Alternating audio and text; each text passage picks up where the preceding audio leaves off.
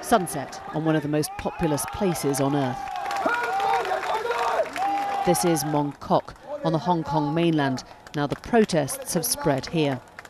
It's a national holiday today, but that's changed very little. The crowd is playing a waiting game. Something, it's clear, has got to give. These protesters aren't moving anytime soon, and Beijing is unlikely to want to lose face by offering compromise. What is needed is something that allows both sides diplomatic breathing space. The question is what? For some, it all rests with this man.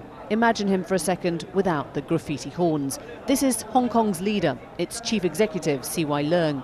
He was the one they blame for ordering the tear gas on the crowds, and he, elected with a nod from Beijing, has become a symbol here of Hong Kong's sham democracy. I would like him to go. We are here to fight for a real public vote for our leaders. If anyone knows about student movements, it's this man. Han Dongfang was a Tiananmen Square protester jailed and tortured in Beijing for his part in the protests of '89.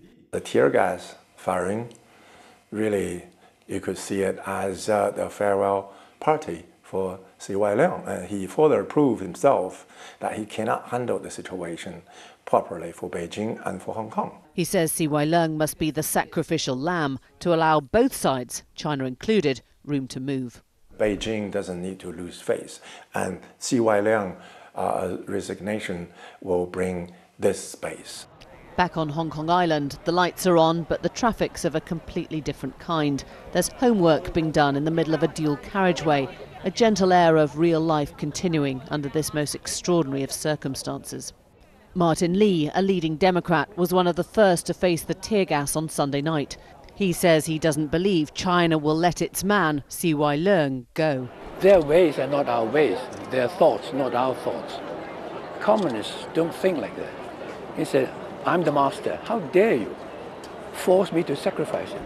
This is Hong Kong's own protest, homegrown, flourishing on the most commercial of its city streets. But what of the international response in all this? What of the British role in particular? Does that have a special obligation to see through promises it made to a former colony? Today, the last governor of Hong Kong, Chris Patten, accused China of reneging on its promises. Martin Lee accuses Britain of the same thing. They are betraying us. They want China trade. They won't dare say a word to antagonize China. Students have warned they'll occupy government buildings if CY Leung isn't gone by tomorrow. It's that kind of action that could take things to an altogether higher plane. Whilst many are thrilled to see so many young people on the streets carrying the protest, they're also quietly terrified. One source who knows Hong Kong well says he fears for these protests in the hands of zealous 17-year-olds.